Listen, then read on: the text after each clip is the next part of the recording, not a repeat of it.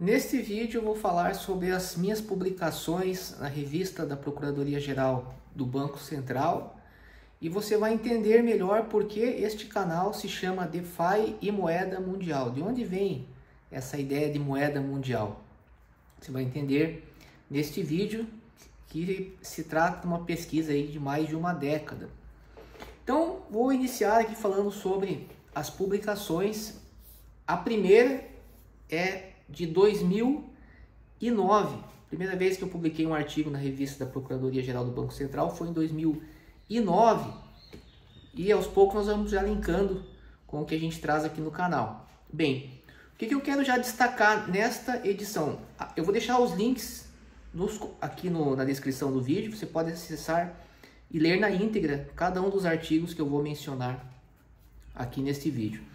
Bem, por que esta edição ela é muito importante para todo o nosso canal e porque está acontecendo hoje já no mercado, não apenas no mercado de criptoativos, no mercado DeFi, mas no mercado da economia monetária. O primeiro artigo é do Jefferson Siqueira de Brito Álvares. O nome do artigo é O Fim do Privilégio Exorbitante.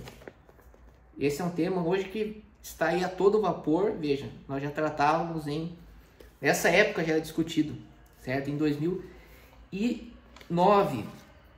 E o que o procurador aqui do Banco Central ele faz? Na verdade é uma análise de um outro artigo que foi uma edição anterior, inclusive, essa aqui, que foi uma análise do artigo do Benjamin Cohen. Então eu vou até ler para vocês aqui, depois vocês podem ler, obviamente. Mas ele fala que busca contextualizar o estudo Currency and State Power, de Benjamin Cohen, descrever sua estrutura conceitual e suas conclusões e, por fim, submeter a crítica à sua premissa de que o poder monetário é decorrência da flexibilidade macroeconômica que acompanha as moedas internacionais. Então, é bem interessante este artigo aqui do procurador.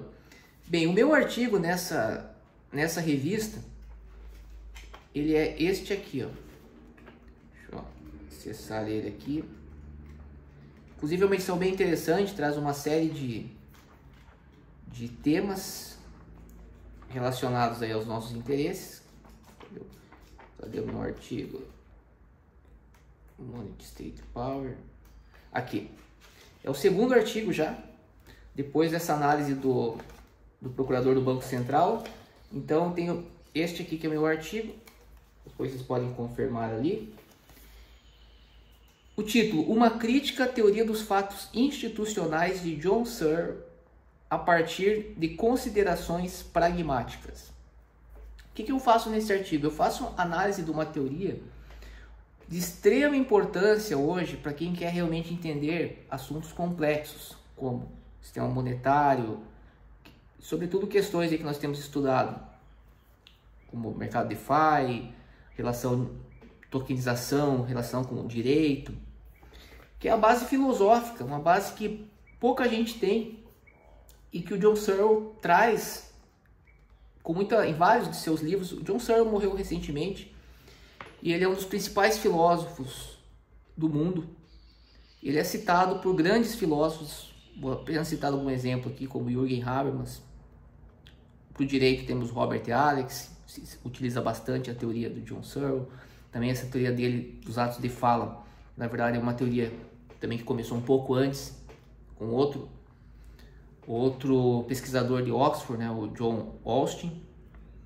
Então é muito interessante, o trabalho dele perpassa a linguística, mas o que interessa muito para quem é da área jurídica, até mesmo da economia, é a análise que ele traz dos fatos institucionais. Então aqui basicamente você vai ter uma descrição da teoria dos fatos institucionais, como que o John Searle, qual seria o que nós chamamos da teoria dos objetos dele, ou mais especificamente a epistemologia dele. Então eu faço uma análise e faço uma crítica. Nós precisamos sempre ter posicionamentos críticos, mas críticos no sentido de ampliar a discussão, trazer alguns limites em algumas questões mais relacionadas à parte jurídica. Então fica aqui, eu acredito que é uma exposição bem didática da obra. Inclusive, por que isso aqui está numa revista como a da Procuradoria-Geral do Banco Central? Quando ele fala da ontologia, que é sobre o ser, né, dos fatos institucionais, a descrição dos fatos, né, e nós temos um grupo de fatos que nós chamamos de fatos institucionais. Um dos mais importantes é a moeda.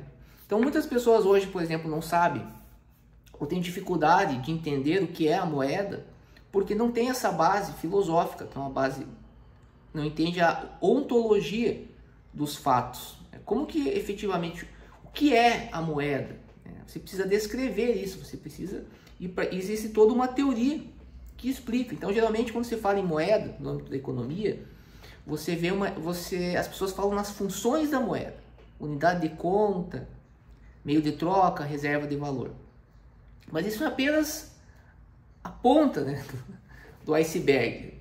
Isso não te traz muitas... Claro, essa análise das funções da moeda te ajuda a analisar uma série de questões, mas ela não explica a ontologia do dinheiro. E por que isso é importante? Quando nós entramos em assuntos mais complexos, como os que nós discutimos aqui no canal. Como falamos agora, estamos falando de CBDCs, estamos falando dessa integração do sistema monetário com uma nova tecnologia. Aí você precisa fazer uma análise mais aprofundada, principalmente para quem vai atuar no âmbito jurídico. Então, por isso que um artigo como esse está publicado na revista da Procuradoria-Geral do Banco Central, que um dos principais fatos institucionais explicados, inclusive que serve de exemplo, né, no trabalho do Searle, é justamente a moeda. O que é a moeda? Você vai ver aqui neste artigo. Bem, então esse é o primeiro artigo. Inclusive estou com o exemplar físico, mas você encontra online de forma gratuita. O segundo artigo, eu acho que é um dos principais artigos que eu já publiquei, tá? Ele marca muito a minha história e a história desse canal e toda a minha trajetória profissional. É o primeiro artigo publicado no Brasil a tratar sobre moeda mundial, ao menos do modo como nós tratamos aqui, vinculando a ideia de moeda mundial com questões relacionadas às relações internacionais e também ao direito. Então, certamente, em termos jurídicos, não existe nenhum trabalho sobre moeda mundial além do meu. Então, é bem interessante. E como que a gente vê aqui a inovação do trabalho que foi publicado? Agora, esse na edição, esse em 2011, tá? Na edição do volume 5 da revista da Procuradoria-Geral do Banco Central. Eu vou ler aqui, né, algo que me orgulha bastante, como que o editor, né, o procurador, apresentou esse meu trabalho. Primeiro, a importância do texto. Ele é o primeiro artigo da revista. E vejam, o primeiro artigo da revista da Procuradoria-Geral do Banco Central de uma pessoa que nunca integrou os quadros da Procuradoria-Geral do Banco Central. Nem ao menos da Procuradoria e do Banco Central. Eu tive uma passagem rápida pelo serviço público quando fui funcionário concursado do Banco do Brasil, mas nunca atuei no Banco Central. Então, o fato de você ter esse artigo como sendo o primeiro já mostra a relevância do tema. Isso se mostrou verdadeiro na decorrência aí da minha trajetória. Então, veja como ele apresenta o artigo. Nesta edição, o primeiro artigo, Unidade na Diversidade, Fundamentos do Direito Cosmopolita e sua função no estabelecimento de uma moeda mundial, nome do artigo, foi escrito por Fernando dos Santos Lopes, representante no Brasil da Single Global Currency Association. Então, essa época eu representava a primeira organização global a defender o uso de uma moeda mundial, a pesquisar os benefícios para a economia. Também isso tem toda uma história, está baseado aí na publicação de outros trabalhos, que chegou ao conhecimento do fundador da instituição, falecido Morson Bonpassi, e recebi o convite para ser embaixador da instituição da Single Global Currency Association no Brasil. Então é uma associação que começou ali por volta de 2006 a trazer os benefícios de você ter uma moeda mundial. E aqui ele fala algo que talvez seja a minha marca, né? O autor toma uma posição audaz e corajosa ao advogar a criação de uma moeda mundial como única forma de efetivamente prover a paz, a justiça e a liberdade para todos os povos. Veja, é uma posição audaz e corajosa porque está fundamentada em pesquisa séria. Inclusive o artigo que eu mencionei lá no início, né, do Benjamin Cohen, foi utilizado, né, foi uma das bases para esse trabalho. E esse trabalho foi muito importante porque, primeiro, né, antes de tudo, esse trabalho você vai ter parte dele na revista da Procuradoria do Banco Central, mas você vai ter ele agora também no site Direito e Moeda Mundial, em um contexto mais amplo, que é o contexto do meu livro atual, onde eu falo sobre o fim do dólar e a nova moeda mundial. Nós vamos ver o que o Bitcoin tem a ver com tudo isso, né? Estamos aqui falando de Drex, temos vários vídeos sobre Drex, que é o que? Uma decorrência de uma tecnologia que começou com o Bitcoin. Então é um trabalho muito interessante e não é um trabalho de economia apenas, não, é um trabalho que relaciona as questões do direito com a questão da economia monetária e mais do que isso, é um panorama mais global que envolve também análise dos direitos humanos, como realmente reformular as instituições globais de modo que nós tenhamos um sistema mais justo. Basicamente o livro explica isso e explica o papel, inclusive, de sistemas como o Bitcoin em todo esse contexto. Então esse artigo ele é muito interessante por isso, porque ele traz algo, discute e explora algo que à época era muito restrito. Hoje já é restrito, mas nessa época era muito mais. Então veja, o que nós estamos vendo hoje em relação ao dólar, já vemos algumas pessoas falando sobre a questão do privilégio exorbitante, é algo até compreensível nessa realidade. Mas quando esse artigo foi escrito, apenas pessoas que tinham uma visão aprofundada de todo esse contexto sociológico, econômico, evolução, né, de uma série de paradigmas, poderia, né, realmente trazer uma visão que adiantasse o que nós estamos vendo hoje. Então realmente esse trabalho ele antecipou o futuro, antecipou todo esse quadro que nós estamos vendo aqui. Então isso que nos dá segurança, porque nós começamos lá atrás uma pesquisa e vimos essa pesquisa, coisas que eram chamadas de utópico, né? Nos chamavam de utópicos, né? Ou falavam que o que nós estávamos falando era uma utopia, que nunca ia se concretizar. Então eu pude ver isso sendo concretizado gradativamente. E por isso que eu postei todas as minhas fichas em um processo que agora está cada vez mais concreto, confirmando tudo aquilo que a gente já vinha estudando.